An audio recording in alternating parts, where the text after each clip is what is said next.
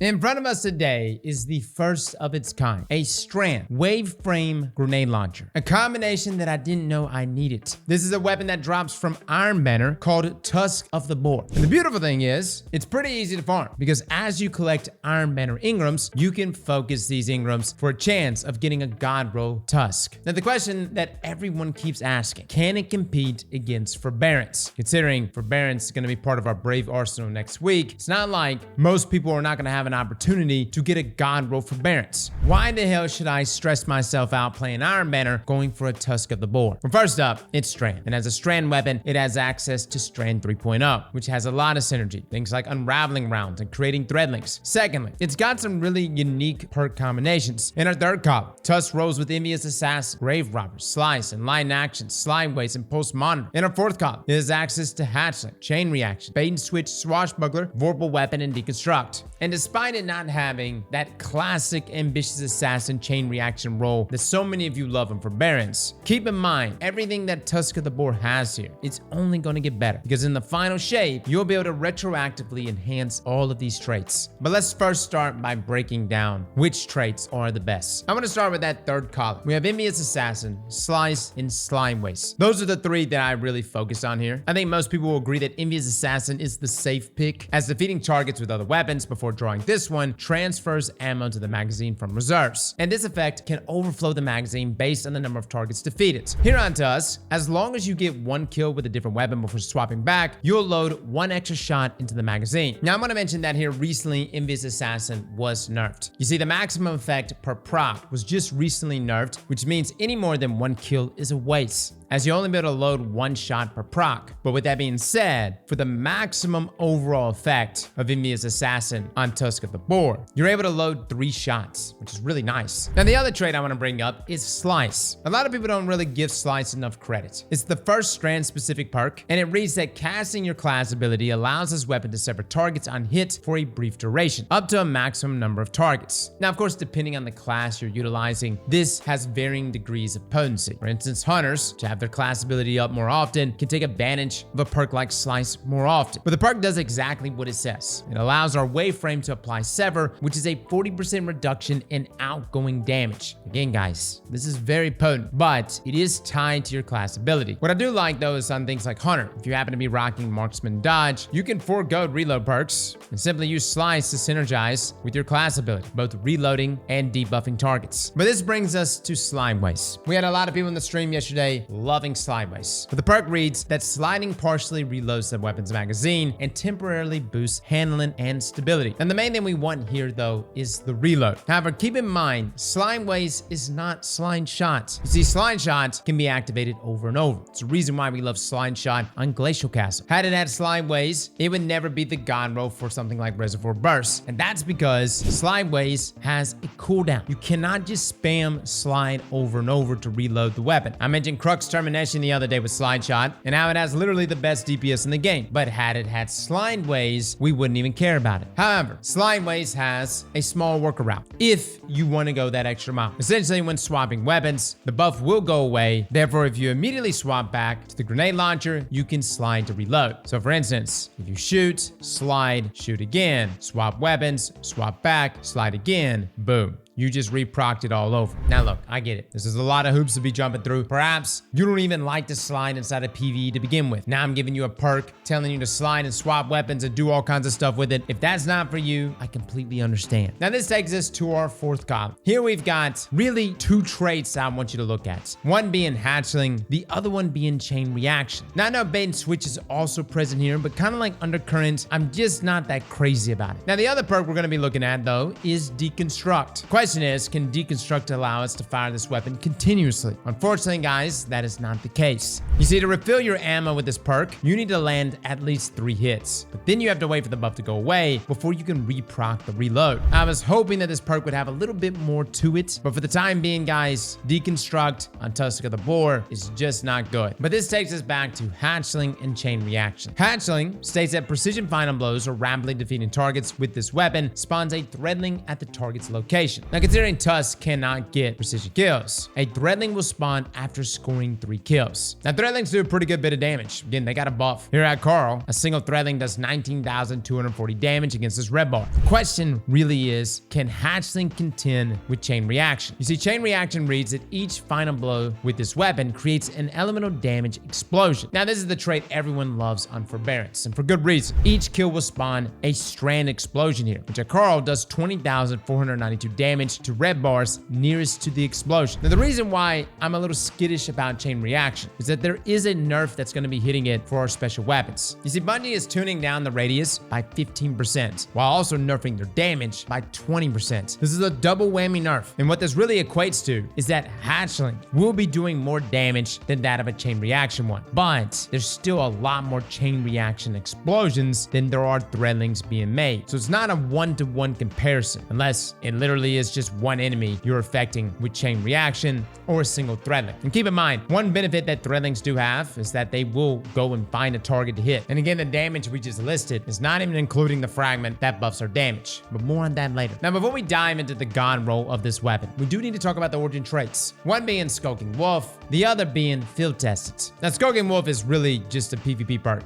so I would highly advise you always use Field Tested, as you're just giving yourself that reload bump as you're getting kills with this grenade launcher. Now, with all that being said, what is the god roll? Look, guys, for my folks that want to utilize Slimeways, I guess you can. I mean, you can do a Slimeways Hatchling roll or a Slimeways Chain Reaction roll. There is a bit of a workaround. You gotta swap weapons a bit, but yes, that is a way to roll with it. I think Envious Assassin in Hatchling or Envious Assassin in Chain Reaction is also really good, especially if you're relying on whatever weapon it is that you're swapping to. But I think most people utilize things like Forbearance as a means of clearing ats. Like, you have it in your hands and you're using it. And Tusk offers that same ability, especially this season. And that's with its ability to synergize with Strand and with Threadlings and Unraveling routes. First, if you wanted to go a full-blown Threadling build, you can use Thread of Rebirth, which allows Tusk to spawn way more than just a Threadling every 3 kills. You can also add on Thread of Evolution, which increases Threadling damage from 19,240 that we mentioned above to 27,577. And that's way higher than Chain Reaction, and it's going to be substantially higher than Chain Reaction after the nerf. Then if we went deeper into Strand, Tusk of the Boar is able to utilize Unraveling rounds. This will tack on extra damage to anything that it hits, as well as spreading that Unravel debuff. And of course, it can counter barrier champions. Now, there are ways within the subclass to grant yourself Unraveling rounds, but this season we have the artifact mod Unraveling Orbs, which means every time you pick up an orb,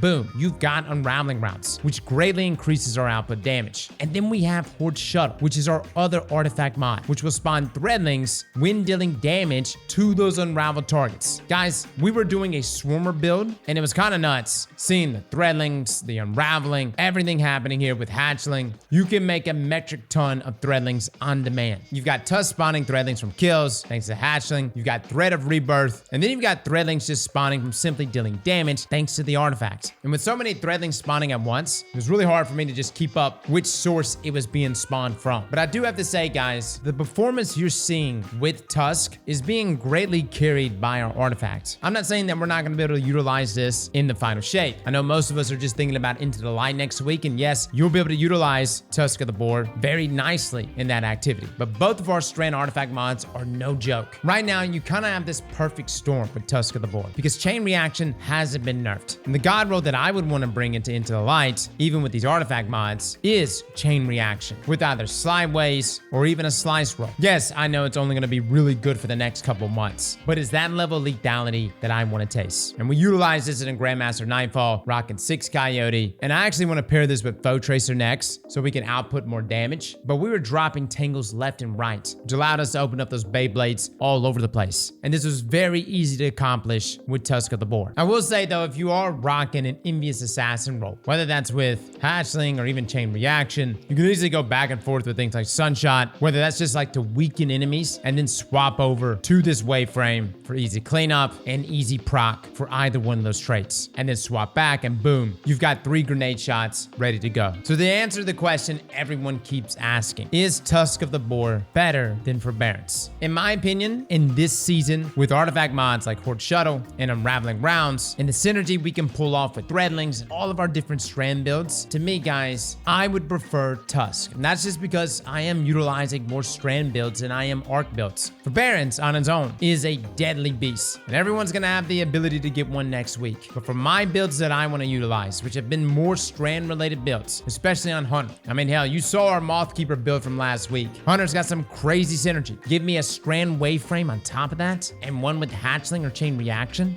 Now, what are we gonna look like at the beginning of the final shape? I don't know, man. I think at that point, I will be utilizing waveframes like Undercurrent with bolt shots, like Tusk of the Boar with hatchling. On paper, the chain reaction nerfs sound sizable, but in the meantime, I'm gonna take full advantage of my chain reaction rolls. So guys, try it out for yourselves. If you wanna go that slide wave route, by all means, go right ahead. Envious Assassin seems to be the safer bet, but at the same time, don't overlook Slice. Debuffing targets keeps you and your teammates alive. Guys, we're gonna be live these next few days, utilizing builds to take full advantage of Tusk of the Boar. Feel free to come by the stream, guys, and if you have any recommendations, feel free to submit a build. We'll probably be doing some build battles. Fellas and ladies, thank you all for coming and watching, and as always, Slap that like button like your mama told you right.